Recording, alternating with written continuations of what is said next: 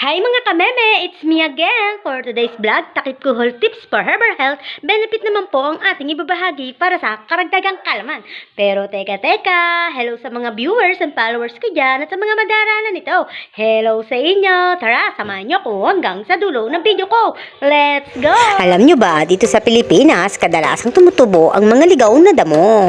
Nasa akala natin ay damo lang. Pero alam mo ba, ang damo na ito ay hindi lang basta damo dahil ito ay may hugis puso na bilog. At ang scientific name po niya ay Centella asiatica. Kung tawagin sa Tagalog ay takip kuhol or yahong-yahong. Ewan ko na lang po sa ibang lugar kung anong tawag nila sa dahon na ito. Ano nga baga ang meron sa dahon na ito at ano-anong mga sakit ang magagamot niya. Narito ang ilan sa mga sumusunod. Ayon sa pag-aaral, ang Centella asiatica ay may epektong collagen synthesis na nagpapabilis ng paggaling ng sugat, nakakapagpabawas ng pamamaga at paglaban nito sa oxidative stress. Ang natural na dahon nito ay nakakatulong upang mapangalagaan ang mga balat, lalo na sa mga sensitibong nasirang balat, at nababawasan nito ang pagbuo ng mga peklat sa katawan. Para sa utak at nervyos, yes, nagagamot nito ang memory loss at anxiety or hirap sa pagtulog. Pinapatalas nito ang memorya at pinapakalma ang utak, kumbaga brain food ang tawag sa kanya. Para sa dugo at ugat, yes, nagagamot nito ang varicose veins at almoranas,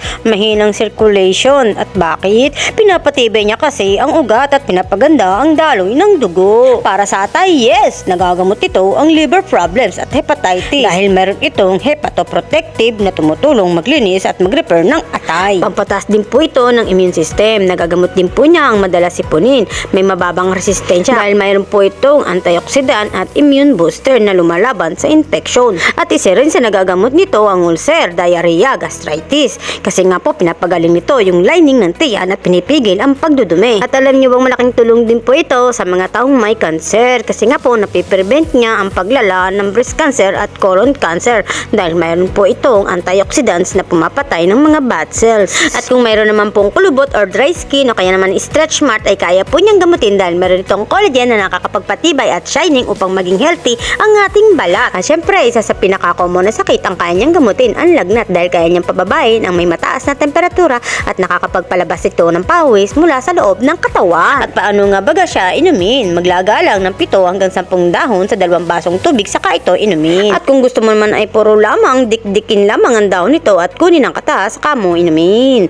At para naman po sa pigsa at sugat at sa namamagang parte ng katawan, dikdikin lamang din po ang dahon nito saka mo itapal. Paalala lang po ha, huwag po tayong susobra sa pag-inom dahil pwede po tayong mahilo o sumakit ang ulo. At bawal din po ito sa buntis lalo na sa mga nagpapadede na ina. At kung ikaw ay diabetic patient na umiinom na ng gamot ay mas maiging magpaalam ka muna sa doktor nang makaiwas sa banta ng panganib. At hanggang dyan na lamang po ang ating munting kalaman. Sana'y nakatulong. Tandaan, ang akin lamang pong nalalaman ay base lamang po sa aking pagsisiyasat. Kaya mas mainam pa rin na magpakonsulta tayo sa doktor.